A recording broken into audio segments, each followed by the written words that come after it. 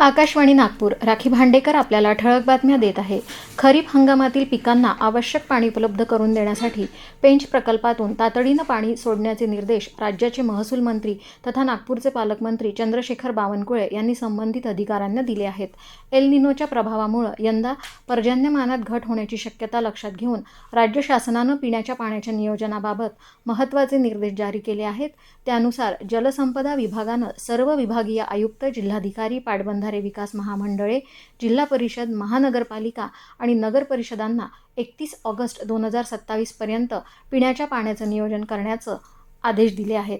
दक्षिण मध्य क्षेत्र सांस्कृतिक केंद्र नागपूर यांच्याद्वारे 33व्या डॉक्टर वसंतराव देशपांडे स्मृती संगीत महोत्सवाचं येत्या 29 ते 31 जुलै या कालावधीत दररोज संध्याकाळी 6:30 वाजता डॉक्टर वसंतराव देशपांडे स्मृती सभागृह, सिव्हिल लाईन्स इथं आयोजन करण्यात आलं आहे. या 3 दिवसीय महोत्सवात भारतीय शास्त्रीय संगीतातील दिग्गज कलाकार, वादक आणि देवबाभळी या मराठी संगीत नाटकाचं सादरीकरण होणार आहे. या संगीत महोत्सवाच्या अनुदान प्रवेशपत्रिका दक्षिण मध्य क्षेत्र सांस्कृतिक केंद्र नागपूर येथील कार्यालयात 21 जुलैपासून दररोज सकाळी 11 ते सायंकाळी 5 या वेळेत उपलब्ध आहेत. ही प्रवेशपत्रिका समारोहाच्या सर्व दिवसांसाठी वैध असून संपूर्ण समारोहासाठी प्रतिव्यक्ती 500 रुपये आणि 300 रुपये असं अनुदान शुल्क निश्चित करण्यात आलं आहे. कार्यक्रमाच्या दिवसांमध्येही या प्रवेशपत्रिका कार्यक्रमस्थळी उपलब्ध राहणार असल्याची माहिती आयोजकांनी दिली आहे.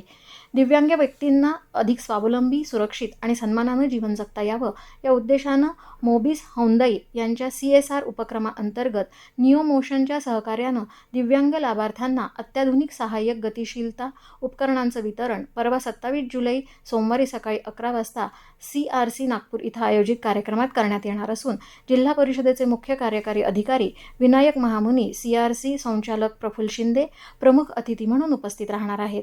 या उपक्रमाअंतर्गत 20 दिव्यांग लाभार्थ्यांना निओ मोशनची अत्याधुनिक मोबिलिटी उपकरणं प्रदान करण्यात येणार आहेत. क्रिकेट. हरारे इथं सुरू असलेल्या 3 सामन्यांच्या T20 मालिकेतील दुसऱ्या सामन्यात भारतानं यजमान झिम्बाब्वेवर 90 धावांनी विजय मिळवला. भारतानं झिम्बाब्वेसमोर विजयासाठी 220 धावांचं लक्ष्य ठेवलं होतं. झिम्बाब्वेचा पूर्ण संघ 17.5 षटकात सर्वबाद झाला.